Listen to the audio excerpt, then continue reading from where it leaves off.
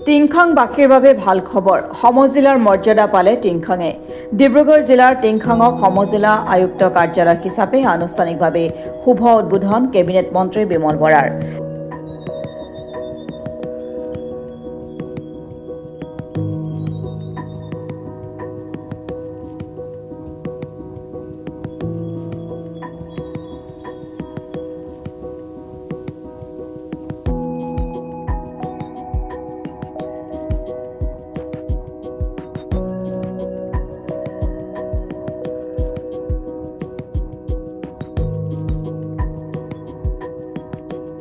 সমজিলাৰ মৰ্যাদা পালে ডিব্ৰুগড় জিলাৰ ঐতিহাসিক টিংখাং সমষ্টিয়ে অসমৰ প্ৰশাসনিক খণ্ডৰ নৱতম সংযোজন হিচাপে অৱশেষত সমজিলা হিচাপে মৰ্যাদা লাভ কৰে টিংখাং সমষ্টিয়ে শনিবাৰে আনুষ্ঠানিকভাৱে টিংখাং সমজিলা আয়ুক্তৰ কাৰ্যালয় শুভ উদ্বোধন কৰিলে টিংখাং বিধানসভা সমষ্টিৰ বিধায়ক তথা অসম চৰকাৰৰ কেবিনেট মন্ত্ৰী বিমল বৰাই নমস্কাৰ জনাইছো আজি আৰু যোৱা কালি এই দুটা দিন অসমৰ জনজীৱনৰ কাৰণে এটা অতি উল্লেখযোগ্য আৰু আনন্দৰ দিন হিচাপে ইতিহাসত লিপিবদ্ধ হৈ ৰব কাৰণ এই দুটা দিনত অসমৰ জনসাধাৰণৰ আশা আকাংক্ষা অনুভৱ উপলব্ধিসমূহ প্ৰশাসনিক বিধি ব্যৱস্থাৰ মাজত থকা হা সুবিধাসমূহ একেবাৰে জনতাৰ কাষলৈ লৈ যোৱাৰ এক মহান কৰ্মযজ্ঞ প্ৰয়াস অব্যাহত আছে আৰু আমি সৌভাগ্যৱান যে এই মহাযজ্ঞৰ অংশীদাৰ আমিও হ'বলৈ সক্ষম হৈছো এয়া ইতিমধ্যে নিশ্চয় আপোনালোকে বুজি উঠিছে যে অসমৰ প্ৰশাসনিক এক সংস্কাৰ সাধন কৰিবৰ কাৰণে মাননীয় মুখ্যমন্ত্ৰী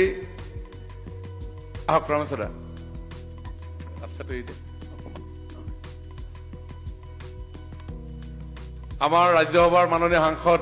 ৰামেশ্বৰ তেলী ডাঙৰীয়া আহি উপস্থিত হৈছেহি মই তেখেতক আসন গ্ৰহণ কৰিবলৈ অনুৰোধ জনাইছো আৰু এটা হাত চাপৰি আদৰণি জনাবৰ কাৰণে অনুৰোধ জনাইছো মই আৰম্ভ কৰিব লৈছোহে আৰু আমিও অংশীদাৰ হৈছো আৰু সেই ব্যৱস্থাটো ইতিমধ্যে আপোনালোকে গম পাইছে সেইটো হ'ল সমজিলা সমজিলাৰ অৰ্থ অলমোষ্ট জিলা পৰ্যায়ৰে কিন্তু 2-4টা বিষয় জিলাত থাকিব আৰু পৰ্যায়ক্ৰমে বাকীসমূহ কাম কাজ এই সীমা সমজিলাৰ পৰা পৰিচালিত হ'ব আৰু ইংৰাজীত এই সমজিলাৰ নাম দিয়া হৈছে কো ডিস্ট্ৰিক্ট যেনেকে জিলাত জিলা আয়ুক্ত থাকে বিক্ৰম কৈৰী জিলা আয়ুক্ত ডিস্ট্ৰিক্ট কমিশনাৰ আৰু সমজিলাত যিজন বিষয়াই কাৰ্যনিৰ্বাহ কৰিব তেওঁক কোৱা হ'ব কো ডিস্ট্ৰিক্ট কমিশনাৰ মানে CDC গতিকে আমি এতিয়াৰ পৰা সমজিলাৰ আয়ুক্তগৰাকীক আমি CDC নামেৰে জানিম আৰু এই দুটা দিনত অসমত 39খন সমজিলাৰ উদ্বোধনী কাৰ্যসূচী সম্পন্ন হৈছে মাননীয় মুখ্যমন্ত্ৰী ডাঙৰীয়াৰ পৰিকল্পনা আমাৰ ভাৰতৰ সংবিধানত লিপিবদ্ধ হৈ থকা যি আব্ৰাহাম লিংকনৰ যি উক্তি government of the people by the people for the people প্ৰকৃতাৰ্থত চৰকাৰখনক সাংবিধানিক মাধ্যমৰ মাজেদি একেবাৰে জনতাৰ কাষলৈ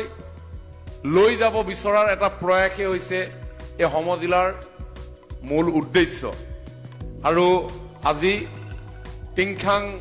সমষ্টিৰ চাৰিসীমাক সামৰি লৈ গঠন হ'বলগীয়া এই সমজিলাৰ উদ্বোধনী অনুষ্ঠানত মই নিজেই থাকিবলৈ পাই নিজে আনন্দ লাভ কৰিছো আজিৰ এই সভাত উপস্থিত থকা আমাৰ আটাইৰে শ্ৰদ্ধাৰ ৰাজ্যসভাৰ সাংসদ ভাৰত চৰকাৰৰ প্ৰাক্তন মন্ত্ৰী ৰামেশ্বৰ তেলী ডাঙৰীয়া জিলা আয়ুক্ত বিক্ৰম কৈৰী ডাঙৰীয়া জিলা পৰিষদৰ মুখ্য কাৰ্যবাহী বিষয়া বিপুল দাস ডাঙৰীয়া, আমাৰ এই টিংখাঙৰ নৱনিযুক্ত সমজিলা আয়ুক্ত পৰীক্ষিত শইকীয়া ডাঙৰীয়া, চক্ৰ বিষয়া উপাসনা দুৱাৰা ডাঙৰীয়ানী, উন্নয়ন খণ্ড বিষয়া ভাস্কৰ জ্যোতি শইকীয়া ডাঙৰীয়া, আমাৰ আটাইৰে শ্ৰদ্ধাৰ পদ্মশ্ৰী সন্মান প্ৰাপক হেমপ্ৰভা চুতীয়া বাইদেউ, মৰাণ ৰাজচক্ৰৰ চক্ৰ বিষয়া মামুন সোণোৱাল ডাঙৰীয়া তথা উপস্থিত সন্মানীয় বিশিষ্ট ব্যক্তিসকল, সাংবাদিক বন্ধুসকল, জয়তে মই পুনৰ মোৰ আন্তৰিক শ্ৰদ্ধা আৰু সম্ভাষণ জনাইছো। এই উদ্বোধনী অনুষ্ঠানত উপস্থিত থাকে ৰাজ্যসভাৰ সাংসদ ৰামেশ্বৰ তেলী, ডিব্ৰুগড় জিলাৰ আয়ুক্ত বিক্ৰম কৈৰীৰ লগতে টিংখাং সমজিলাৰ উপ আয়ুক্ত পৰীক্ষিত ফুকন, ডিব্ৰুগড় জিলা পৰিষদৰ মুখ্য কাৰ্যবাহী বিপুল দাস, টিংখাঙৰ ৰাজচক্ৰ বিষয়া ডক্টৰ উপাসনা দুৱৰা, খণ্ড উন্নয়ন বিষয়া ভাস্কৰ জ্যোতি শইকীয়া, পদ্মশ্ৰী হেমপ্ৰভা চুতীয়া, বিশিষ্ট শিক্ষাবিদ জীৱেশ্বৰ মোহনকে প্ৰমুখ্যে কৰি প্ৰশাসনিক বিষয়া তথা সমাজৰ বিভিন্ন স্তৰৰ বিশিষ্ট ব্যক্তিসকল। টিংখাং সমজিলাৰ আনুষ্ঠানিকভাৱে শুভ উদ্বোধন কৰি মন্ত্ৰী বিমল বৰাই সমজিলাৰ মৰ্যাদাই টিংখাং সমষ্টিৰ উন্নয়নত এক নতুন যুগৰ সূচনা কৰিব বুলি উল্লেখ কৰে। ৰাইজে বিভিন্ন সমস্যা আঁচনি গ্ৰহণ তথা উন্নয়নমূলক কাম কাজ আদিৰ ক্ষেত্ৰত স্থানীয়ভাৱে সমিধান লাভ কৰি উপকৃত হ'ব বুলি মন্তব্য প্ৰকাশ কৰে মন্ত্ৰী বিমল বৰাই। সভাত আদৰণি ভাষণ আগবঢ়ায় জিলা আয়ুক্ত বিক্ৰম কৈৰীয়ে। ৰাজ্যসভাৰ সাংসদ ৰামেশ্বৰ তেলীয়েও ৰাইজক উদ্দেশ্যি বক্তব্য আগবঢ়ায়।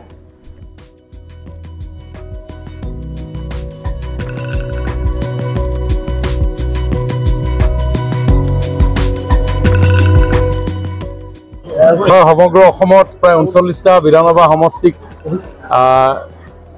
সমজিলালৈ উন্নীত কৰাৰ কাৰ্যসূচী চলি আছে আৰু আজি মই নিজৰ গৃহ সমষ্টি টিংখাঙকো সমজিলালৈ উন্নীত কৰিবলৈ পাই সমগ্ৰ টিংখাঙৰ ৰাইজৰ উপস্থিতিত নিজে ধন্য মানিছোঁ। বহু গুণী জ্ঞানী জ্যেষ্ঠ সকলো লোক আজি ইয়াত উপস্থিত আছিল। আজি উপস্থিতি যিসকল ব্যক্তি তেখেতসকলৰ মুখাৰভাৱ দেখিয়ে মোৰ আজি ভাল লাগিছে যে সমজিলাৰ এই যিটো কনচেপ্ট, এই কনচেপ্টে সমাজখনৰ সন্মানীয় ব্যক্তিসকলে তেখেতসকলে আদৰণি জনাইছে, তেখেতসকলৰ উপস্থিতিয়ে প্ৰমাণ কৰে। মই আশা ৰাখিম টিংখাং সমজিলাই আমাৰ টিংখাং সমষ্টিটোৰ চাৰিসীমাৰ ভিতৰত বসবাস কৰা সকলো জনসাধাৰণৰ চৰকাৰী যিসমূহ সেৱা সুবিধা, এই সেৱা সুবিধাসমূহ তাৎক্ষণিকভাৱে বাস্তৱায়িত কৰিবৰ কাৰণে উদ্যোগ গ্ৰহণ কৰিব।